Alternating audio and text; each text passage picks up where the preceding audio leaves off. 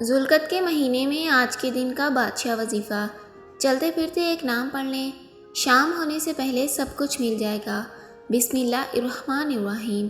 محترم ناظرین، آج کے دن اگر آپ چاہتے ہیں کہ فوری طور پر آپ کے حالات بدل جائیں اور آپ چاہتے ہیں کہ آپ کی زندگی میں فوری طور پر پیسہ آنا شروع ہو جائے تو یہ وظیفہ آج کے دن ہی چلتے پھرتے پڑھ لینا۔ یہ وظیفہ اتنا آسان ہے کہ اس وظیفے کے لیے آپ کو گھنٹوں نہیں بیٹھنا پڑتا، منٹوں کے لیے نہیں بیٹھنا پڑتا۔ 1 منٹ کا وقت نکال کر اور 30 سیکنڈ کے اندر اندر میرے بتائے ہوئے طریقے کے مطابق آپ نے یہ وظیفہ پڑھنا ہے۔ زندگی بھر جھولیاں اٹھا اٹھا کر دعائیں دیں گے۔ آپ کو وہ وظیفہ بتا رہی ہوں۔ آپ لوگ کیا کرتے ہیں کہ آپ لوگ جلدی مایوس ہو جاتے ہیں۔ بالکل بھی مایوس مت ہونا۔ اللہ کی رحمت اور اس کے فضل احسان سے خود کو محروم سمجھنا مایوسی ہے۔ اللہ عز و جل قرآن پاک میں ارشاد فرماتے ہیں، ترجمہ: کہہ دو میرے بندو، وہ جنہوں نے اپنی جانوں پر زیادتی کی، اللہ کی رحمت سے نا امید نہ ہو۔ بے شک اللہ سب گناہ بخش دیتا ہے، بے شک وہی بخشنے والا ہے، وہی مہربان ہے۔ ایک اور مقام پر اللہ تعالیٰ نے ارشاد فرمایا، ترجمہ: اپنے رب کی رحمت سے کون نا امید ہو مگر وہی جو گمراہ ہوتے ہیں۔ ایک اور مقام پر ارشاد فرمایا، اللہ کی رحمت سے نا امید نہ ہونے، بے شک اللہ کی رحمت سے نا امید وہی ہوتے ہیں جو کافر لوگ ہوتے ہیں۔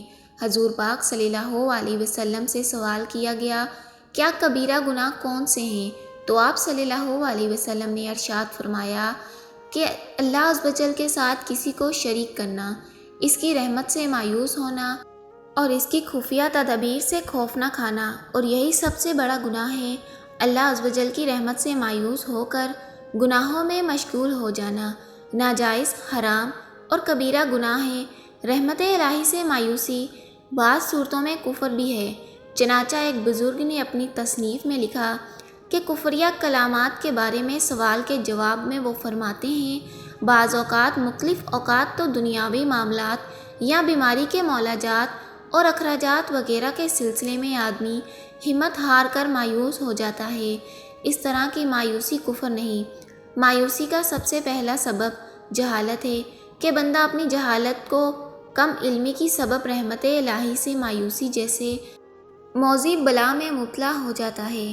آج کا علاج یہ ہے کہ بندہ دنیاوی علوم کے ساتھ دینی علوم بھی حاصل کرے، قرآن و حدیث کا علم حاصل کرے، جہنم میں لے جانے والے اعمال اور ان پر ملنے والے عذاب پر غور و فکر کرے تاکہ اس کے دل میں خوف اخراط پیدا ہوں، جنت میں لے جانے والے اعمال اور ان پر ملنے والے عظیم و اجر و ثواب پر نظر رکھے کہ اللہ عز و جل کی رحمت کاملہ پر اس کا یقین مزید پختہ ہو جائے اور مایوسی اس سے دور بھاگ جائے۔ مایوسی کا دوسرا سبب بے صبری ہے۔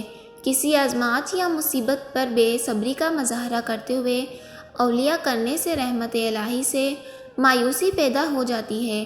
اس کا علاج یہ ہے کہ بندہ مصیبتوں پر صبر کرنے کی عادت ڈالے، کیونکہ بے صبری کی وجہ سے نکلنے والے کلمات بعض اوقات کفر پر مشتمل ہوتے ہیں جو ایمان کو برباد کرنے کا سبب بنتے ہیں۔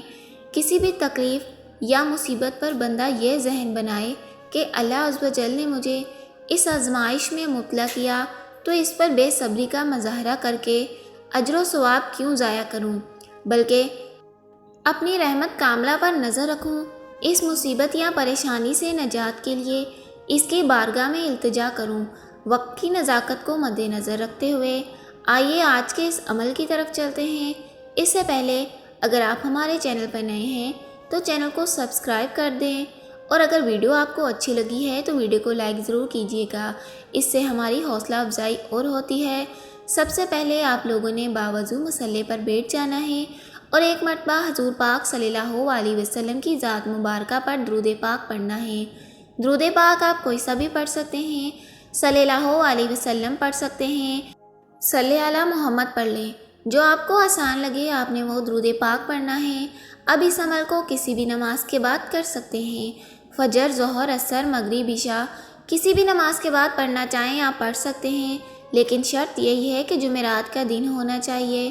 آپ نے اپنے مقصد کی نیت کرتے ہوئے اس عمل کو کرنا ہے۔ آپ کا جو بھی مقصد ہو آپ نے ذہن میں رکھتے ہوئے اس عمل کو کرنا ہے۔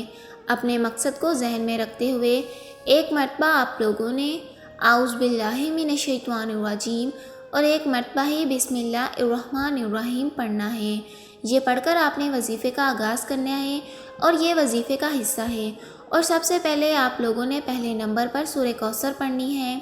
سورہ کوثر آپ نے کتنی بار پڑھنی ہے، یہ سب سے خاص بات بتانے لگی ہوں۔ سورہ کوثر آپ نے صرف اور صرف ایک بار پڑھنی ہے۔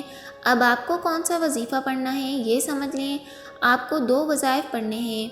تسبیح اگر آپ کے پاس موجود ہو تو ٹھیک ہے، نہیں ہے تو آپ ہاتھ کی انگلیوں پر بھی پڑھ سکتے ہیں۔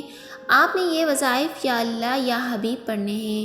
ان دونوں وظائف کو آپ ملا کر پڑھیں گے۔ ایک شمار ہوگا، یا اللہ یا حبیب 1 بار ہو گیا، یا اللہ یا حبیب 2 بار ہو گیا، یا اللہ یا حبیب 3 بار ہو گیا۔ اس طرح سے آپ نے اس وظیفے کو 3 بار پڑھنا ہے۔ جب 3 مرتبہ اس وظیفے کو پڑھ لیں، اس کے بعد دوسرا اور آخری وظیفہ کون سا پڑھنا ہے؟ آپ نے یا حیو یا قیوم کو پڑھنا ہے۔ اس طرح سے آپ نے یا حیو یا قیوم کو ہاتھ کی انگلیوں پر پڑھ لیں یا تسبیح کے دانوں پر پڑھ لیں۔ صرف اور صرف آپ نے 7 مرتبہ پڑھنا ہے۔ جب اس وظیفے کو پڑھ لیں، اس کے بعد آپ لوگوں نے 1 مرتبہ درود پاک پڑھنا ہے۔ جو درود پاک آپ نے وظیفے کے شروع میں پڑھا تھا، آپ نے وہی درود پاک پڑھنا ہے۔ تو اس کے بعد آپ لوگوں نے دونوں ہاتھوں پر دم کر کے، یعنی کہ پھونک مار کر اپنے چہرے پر اپنے سینے پر پھیر لیں اور آخر میں اللہ پاک سے اپنی حاجتوں کے لیے، اپنی پریشانی کے لیے دعا مانگیے۔ اللہ پاک سے دعا مانگتی ہوں، آپ نے آمین ضرور کہنا ہے۔ میرے مولا ہم سب کی پریشانیوں کو دور کر دے، میرے مولا ہماری حاجتوں کو پورا کر دے، ہمیں غیب سے رزق دے اور دولت عطا کر دے۔ میرے پیارے اللہ ہمارے تمام گناہوں کو معاف کر دے۔ میرے مولا ہمیں 5 وقت کا نمازی بنا دیں۔ ناظرین کمنٹ باکس میں آمین ضرور لکھیے گا۔ اللہ پاک ہم سب کا حامی و ناصر ہو۔ رب کریم میرا سنانا اور آپ کا سننا اپنی بارگاہ الہی میں قبول فرمائے۔ اللہ حافظ۔